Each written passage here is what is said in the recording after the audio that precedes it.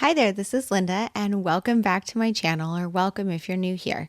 In this video, I'm going to be setting up my planners and journals for October 2024, starting with making my vision board in my Hobonichi Cousin. Then I'm going to do my planning in my everyday carry, which is a B6 common planner. And finally, I'm going to wrap up with my craft plans and goals in my Hobonichi Day-Free. Let's go ahead and dive right in.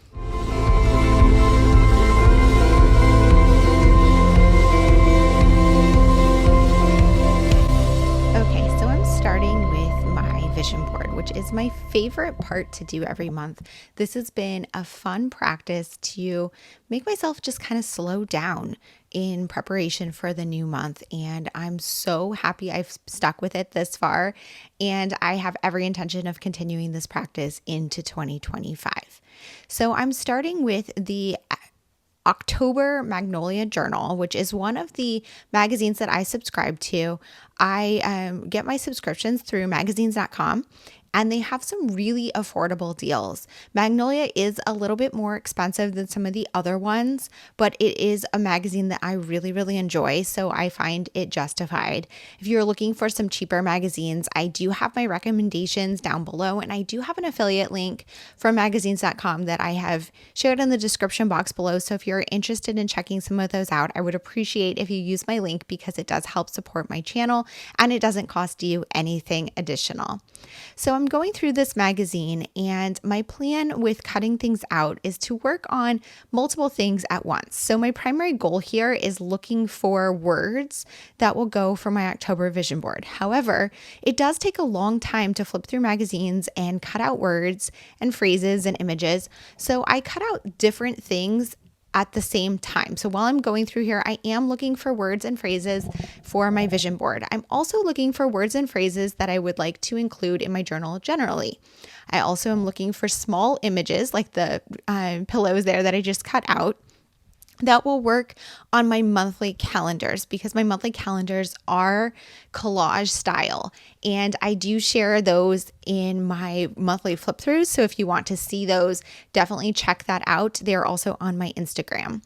I'm also pulling out images that are full page images for backgrounds or for other things. So I just pulled out that quote there, or like that typed out page, because I want to include that in my commonplace notebook. And if you want to know what a commonplace notebook is or how I keep mine, I do have full videos. I have multiple videos on my channel here about that, and I will link some in the description box below so you can check that out. But my point here is really just that I'm looking for all of these different things at once while flipping through this magazine. I'm also reading some of the articles. I usually read the magazine first before flipping through to cut things out, but I didn't actually do that this time because I was just so excited to cut things out. And so I am reading a bit as I'm going. I did cut out some of the video of me just reading articles because you don't need to see that.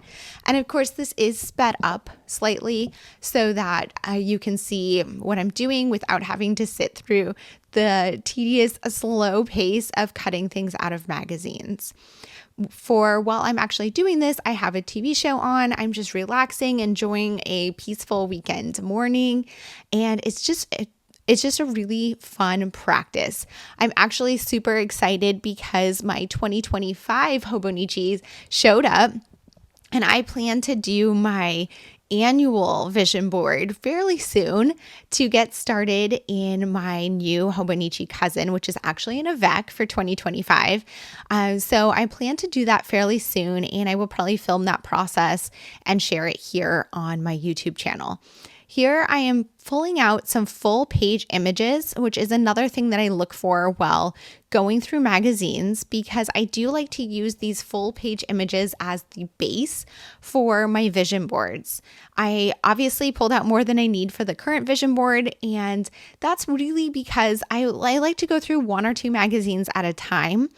It would take way too long if I went through a whole stack of magazines every time I wanted to create a vision board just to find the things for that specific vision board. So you'll see once I finish this magazine, I will pull out my stash of things that I've cut out and torn out of magazines previously, and I will combine those with what I pulled out of this one magazine to make my new vision board for October. For this video, I am going to do some music when I don't have anything to say, but I will pop on and off with my voiceovers.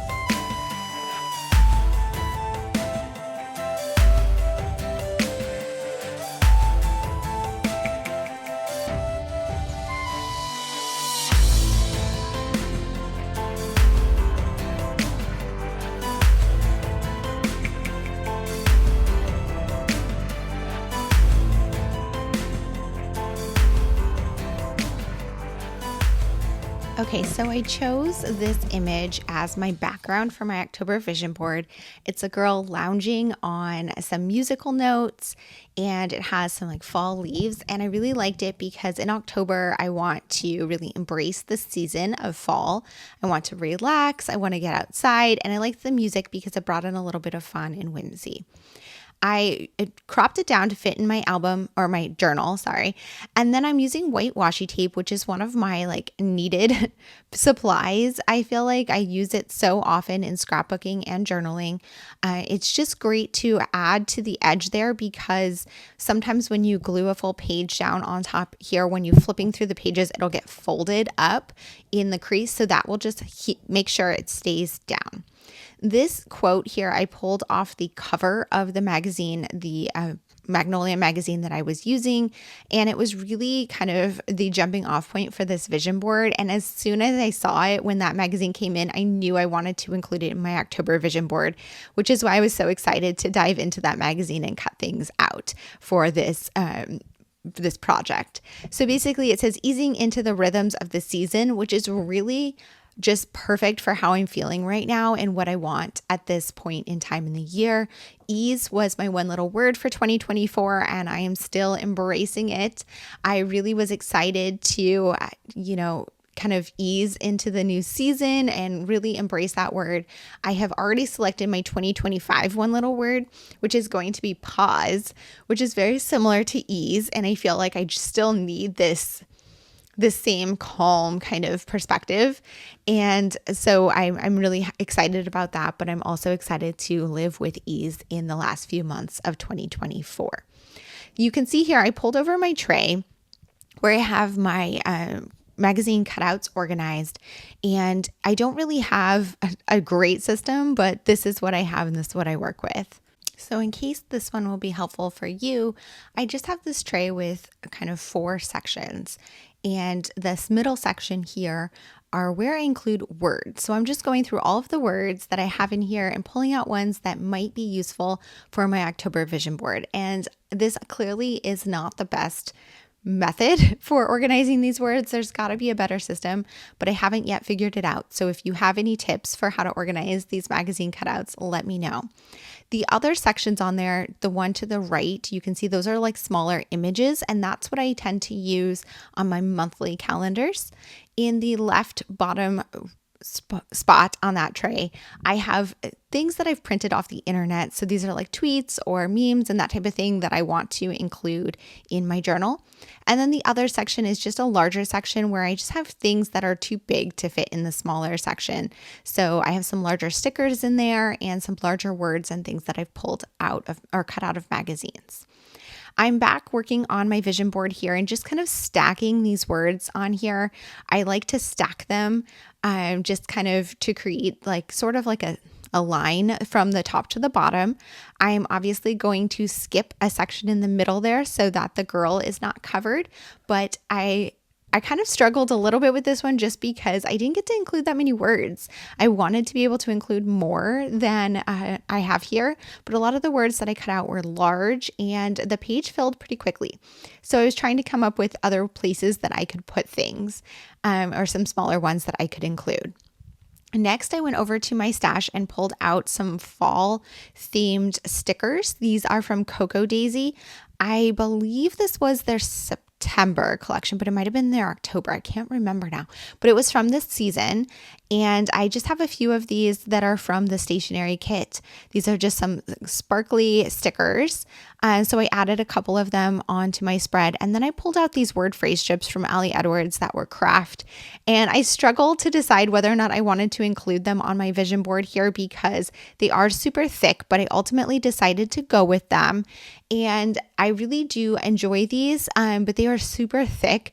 So what you don't see here is I come back later and peel them up and I peel apart the sticker so that I can make it thinner and use rolling adhesive instead to get it to stay in place. So I found this kind of funny. I don't know why this happened, but every month this year I have been using magazine cutout letters to add the month, so the word of the month. So for this one, it would be October.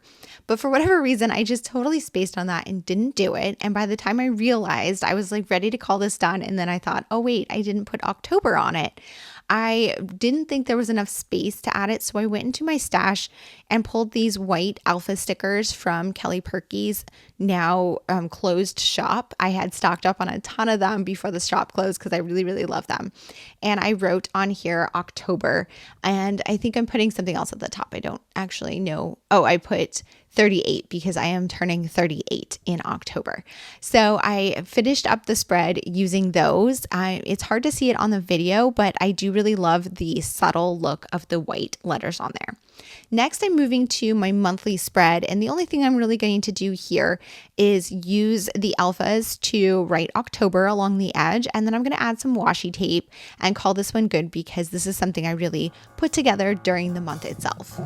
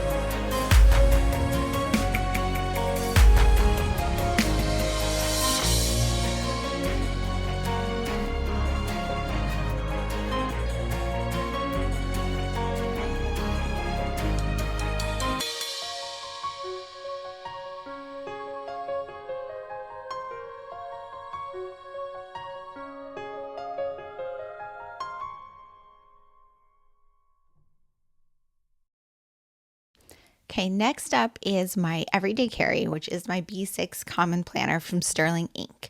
And I'm going to go ahead and set up my October pages in here. So I will zoom into in a bit once I get the larger page done so that you can see some of the details and what I am adding into my planner. So basically how this planner is set up, it looks similar to the Hobonichi Cousin, except that rather than daily pages, there are just a lot of blank pages in the back. So I was using these for dailies and random notes and that type of thing, but I found that the B6 size was a little small for me for vertical weeklies, and that vertical weeklies just really don't work for me in a functional planning sense. So I kind of bailed on the weekly spreads in here, and I've been drawing out my weekly spreads in the daily pages or in this section.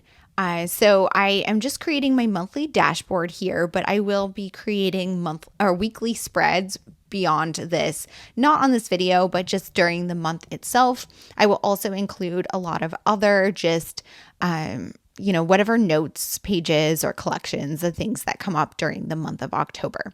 For this dashboard, I'm just doing a very simple border. I stamped out 2024 using my favorite stamp set there and just drew out the word October using one of the mild liners. And I'm just going to outline those letters. This is kind of a little bit of a tedious process to do that, but it's one of my favorite ways to do fonts in my journals. I just think it adds something and makes it pop a little bit. I don't know. It just looks a little more completed to me to do it that way. I'm adding tabs to this each month. These are tabs from the Coffee Monster Co. And I didn't add them all in advance because I don't know where the monthly is going to start, because it's based on however many pages I needed in the previous month. I have found that I'm not using this as much as I would like. And that is really because I've learned this year that blank notebooks don't really work for me. I need some sort of structure on my notebook to push me to use it. So having like daily pages or something along those lines really, really helps. So I am not going to be using a common planner again in 2025. Instead, I'm going to be switching to something entirely new for my functional planning, which I'm super excited about and will share with you guys when I share my 2025 lineup, which will be coming hopefully later this month. I'm still waiting for a couple of my planners to arrive. So now I'm working on my quarterly planning, and I'm going to zoom this in soon. But I'm just setting up my trackers, and then I'm going to create a list of all of the tasks that I need to complete.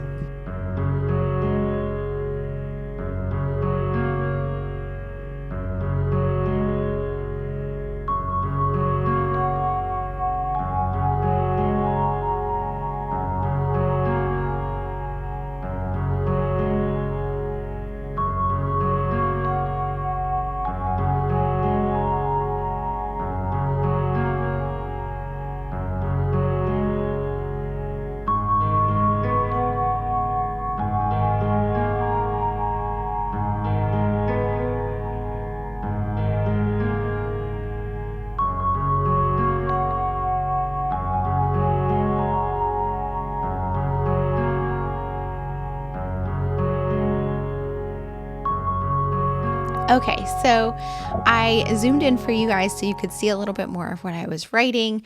It's a little hard to see anyways, just because my hand blocks it, but I did get some questions where people wanted to see a little bit more about what I was actually tracking here. So you can see on the right-hand side there, those are my vertical trackers, and I'm just tracking certain habits that I want to do during the year, or that I want to make sure that I'm doing. I don't use this as much as I would like, so I'm looking forward to a different format in 2025, but I'm going to finish out the year in this way. For the left-hand side, this is where I track my routine cleaning. So I'm listing out all of the things in the house that I want to clean once a month, and I have a little gray dot in front of them using my Zig color dot color marker. Clean color dot marker. Sheesh. And I love those gray ones. I use them all the time. And what I do is when I've actually accomplished something from the list, I will write in the date. So the number of the date on top of the dot to show that it was completed. In addition to my regular monthly cleaning, I'm also writing some of the things that I want to do cleaning wise or around the house that are purely in October. So not necessarily things that I do every month, but specific things that I want to accomplish in October, like prepping my yard for winter and that type of thing. Now I'm moving to my monthly spread. So my monthly spread is mostly already set up because I use this primarily for future planning. So a lot of my plans for October are already set. So I didn't have a ton to do on the spread itself, but I am adding in some washi tape. This is a washi tape from Coffee Monster Co. that I really, really love. And it's just like a fall one. And then here's another one, I believe it's from Amazon, that I'm pairing with it just to add a little bit more color to the spread. I used to use the sidebar to also do some tracking, but it was repetitive and it's just too small, I think, on the B6 size. So instead, I am just using this for the monthly calendar itself and not really much else. I am just writing in any additional plans I have for the month, and then I'm going to call this one good.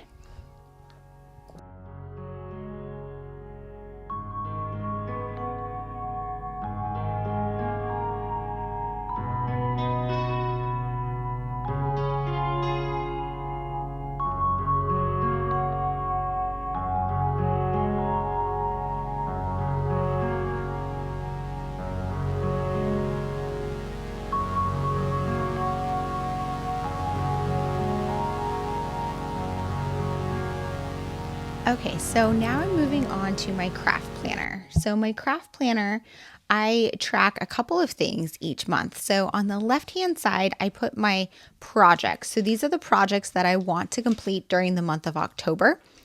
On the right-hand side, I'm tracking products. So these are the products that I both bring into my house and use during the month of October. I decided to go orange this month, so I'm pairing an orange mild liner with an orange Tombow. What are these? These are the Tombow twin tone markers. I really like these for adding just a little bit more of like a thicker marker, but that is thin enough to write with. And I really like it layered on top of the mild liners. I'm sorry, I keep forgetting the names of all of my favorite pens and markers today. I don't know what that's about. But I don't typically use the orange. It's not really my favorite color, and I don't really love the mild liner color of orange, but I wanted to do something that was October-y, and the colors that I tend to gravitate towards, I feel like I used a lot already. So I just wanted something a little bit different. I apologize for some of this being a little off screen. I was trying to keep it zoomed in enough so that you could see what I was doing, but then when the screen is so much smaller, it's harder to keep everything in frame. So anyways, I'm flipping back and forth to my September spread just to kind of remind myself like how many spaces I need for each thing and where all of the lines and things go. So I'm starting with my tracking for my products because this is something I can set up well in advance. And when I was actually doing this, I still had about a week left in September. So I wasn't going to plan my projects yet because I didn't know what I was going to finish during the month of September. So I am going to come back and do that part later, which is still in this video, but it was about a week after I did this first portion. So for this part here, I'm just creating all of my boxes. So I'm just going to kind of talk you through what I track here. So I track my stamps, and this is the number of new stamp sets that come into my house. Of course, I'm not using up stamps, but I am also tracking the stamps that I'm adding into my catalog because I have a pretty elaborate stamp organization system that helps me to actually use my stamps and find the one I'm looking for.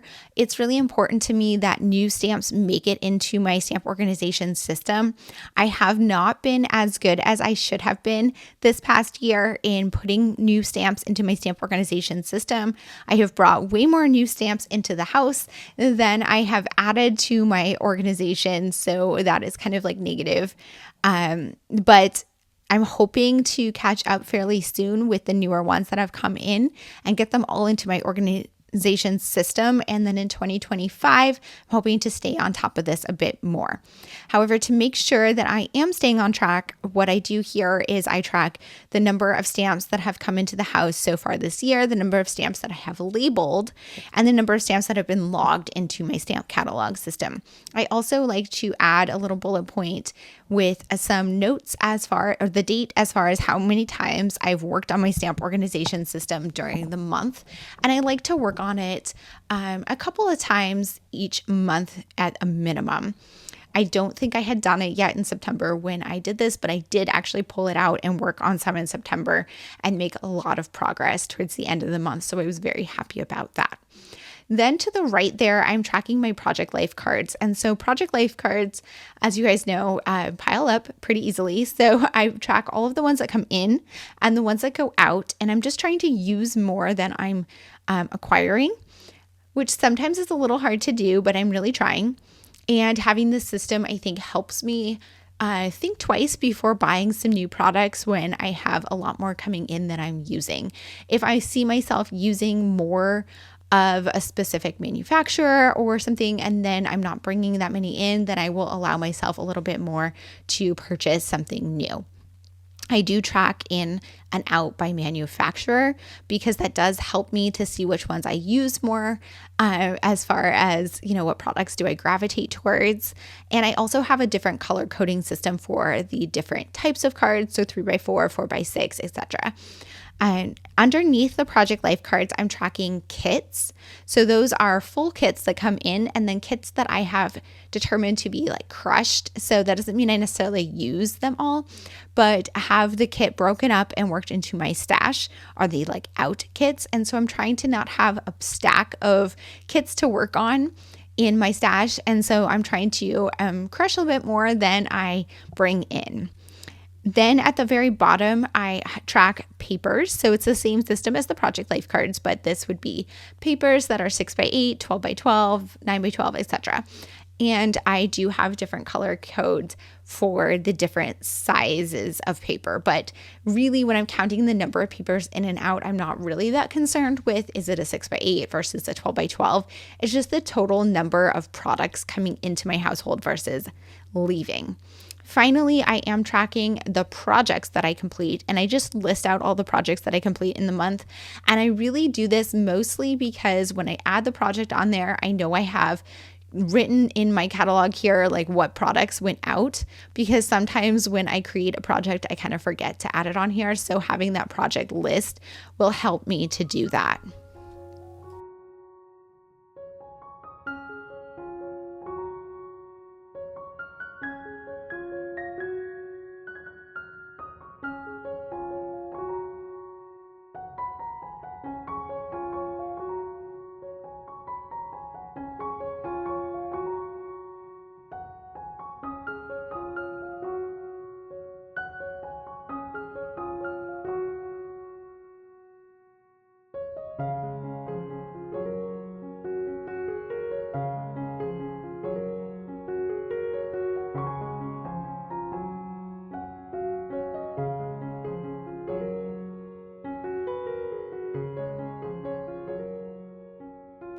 Okay, so I'm back. It's another day, and I'm ready to plan out my projects for the month of October.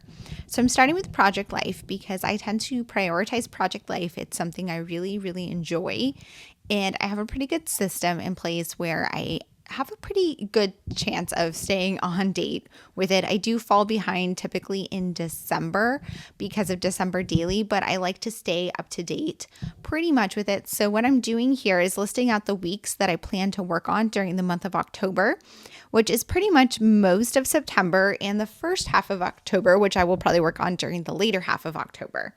I'm also writing out the kit that I intend to use for weeks that I already have a kit planned for. You saw me flipping to another spread, which was where I track Project Life itself. On that other spread, I'd write out the different weeks and the kits that I plan to use. So on that spread, you can see I'm going to fill in some of the additional weeks for the month of October, which I hadn't yet added on here, and I don't have kits selected for them yet, so I won't fill that portion in. But I tend to use this spread to pick the kit and decide kind of what order I want to use specific supplies and what page protectors I want to use for any given week. Then I will put them on my monthly tracking, but I'm just doing this at the same time because I hadn't yet planned out the October projects. So you can see here, I think I wrote out through November on here as well. And I did plan which ones we're going to use the Stories by the Month kit, but I did have a few weeks there in October where I have not yet decided what project or what kit I will use. One of them will likely be the Grit Story kit, and one of them will likely be or potentially be a older Studio Calico kit that I want to crush, but otherwise I might do some stash busting or pull out another kit that I have in my stash and use a specific kit. We'll see. But it's nice to have that spread there to remind me of what kits I want to use and which week. Now I'm moving on to see what other things I want to work on during the month. So next are my team projects. So I'm on a number of creative teams or do affiliates for different brands or collaborations. So I'm listing out all of the things that I have due or upcoming during the month of October, because these are things that I'm going to make sure to prioritize and get done by specific deadlines. I'm then going to write out the other projects that I want to work on this month. Sometimes I will focus on like story kits or specific layouts as something, but what I'm going to do is create a header that just says other projects. And that's where I'm going to do maybe a few story kit projects or other little things. And one of the other projects that I am going to focus on in October are finishing my foundation pages for December Daily. December Daily, I work on a lot in September because I tend to do content for Allie Edwards. And then I work on it a lot during the month of December, of course. But October and November are a little bit of a lull for me. on that project. That said, I do want to prioritize finishing those foundation pages so that I am ready to go when the month of December comes around and that I can share them on my YouTube channel with you guys. And next, I'm also going to be working on my travel album. If you've been following me, you know that I recently went to Europe for 3 weeks during the month of August, and I plan on making a 10 by 8 album to document that. So I am breaking it down into steps here, and my hope is to complete it during the month of October. I'm not sure if that's actually going to happen at this particular point in time. I'm not super motivated to work on it for whatever reason. I haven't been that excited about it, but I'm hoping to get that excitement soon and work on it. Finally, I will create a section at the bottom that says journals, etc. And that's just to make note of all the journals and everything that I want to work on this month. Although I don't really check them off, I like to have them listed out because they do take up time.